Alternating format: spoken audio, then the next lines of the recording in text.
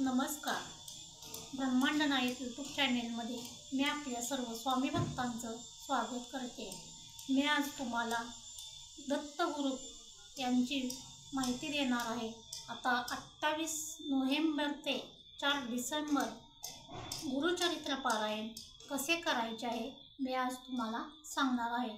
तुमचे कोणतेही संकट असो, कोणतीही अडचण असो किंवा तुमची कोणतीही इच्छा असो, यासाठी या काळात पारायण केलेले अतिशय लाभदायी ठरते.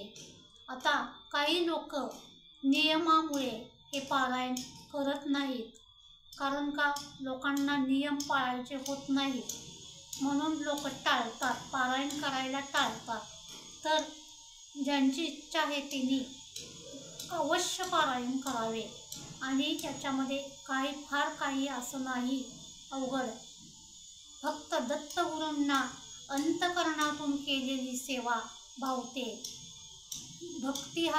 देव हा भक्तीचा विषय आहे.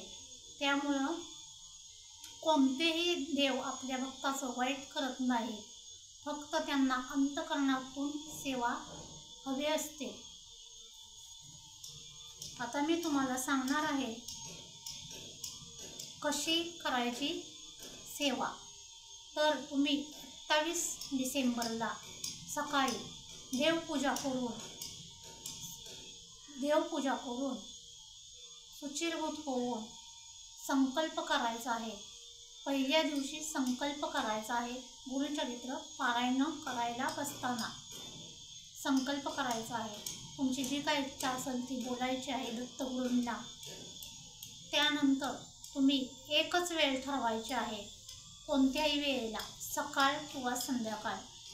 कारण ब्रह्ममुहूर्त ते सायंकाळी 4 पर्यंत तुम्ही कधीही वाचू शकता. फक्त आसन एकच ठेवायचं, जिथे वाचायला बसताय ती जागा एकच ठेवायची आणि संकल्प सोडायचा आहे पहिल्या दिवशी. तर तुम्ही अशा पद्धतीने हे सगळं करायचं आहे.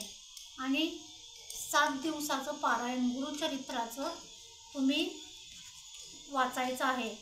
पहिल्या दिवशी 1 ते 9 अध्याय वाचायचे.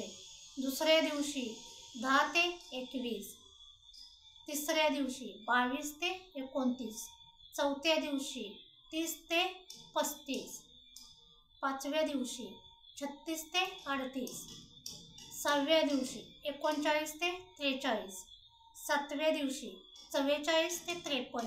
अशा पद्धतीने हे पारायण तुम्ही वाचायचं आहे. 7वा दिवस येतो तो आहे 4 डिसेंबरला. त्या दिवशी आहे दत्त जयंती. त्या दिवशी पारायणाची सांगता करायची आहे, उद्यापन करायचे आहे. तुमच्या इच्छेप्रमाणे जे काय असेल ते तुम्ही दान करू शकता. जे काय तुम्हाला वाटेल ते तुम्ही त्या पद्धतीने तुम्ही करू शकता. फक्त 12:30 ते 12 ते 12:30 या काळात पारायण वाचायचं नाही, कारण ही दत्त महाराजांची भिक्षेची वेळ आहे. त्यामुळे त्यानंतर तुम्ही ब्रह्ममुहूर्त ते सायंकाळी 4 पर्यंत कधी वाचा. फक्त वेळ एक ठरवा, कारण का वेळेला महत्त्व आहे. आणि फार काही कठीण नाही. सर्वांनी पारायण करावे. आपली मनोकामना दत्त महाराज पूर्ण करतातच. याचे असंख्य अनुभव येतात या पारायणामुळे. तुमचे कोणतेही अडचण, कोणतेही संकट काही असो ही सुटतेच. काही लोक महिन्याला करतात हे पारायण, पण आपल्याला एवढं टाईम नसतं. आपण आपल्या वेळेनुसार आयुष्यात येऊन एकदा तरी म्हणतात गुरुचरित्र पारायण करावे. म्हणून मी तुम्हाला सांगत आहे, ज्यांना जमेल त्यांनी अवश्य पारायण करा. गुरुर् ब्रह्मा गुरुर्विष्णू गुरुर्देव महेश्वरा गुरुर साक्षात परब्रह्म तस्मै श्री गुरुवे नमः. अवधूत चिंतन श्री गुरुदेव दत्त. श्री स्वामी समर्थ. जय जय स्वामी समर्थ. श्री स्वामी समर्थ. जय जय स्वामी समर्थ.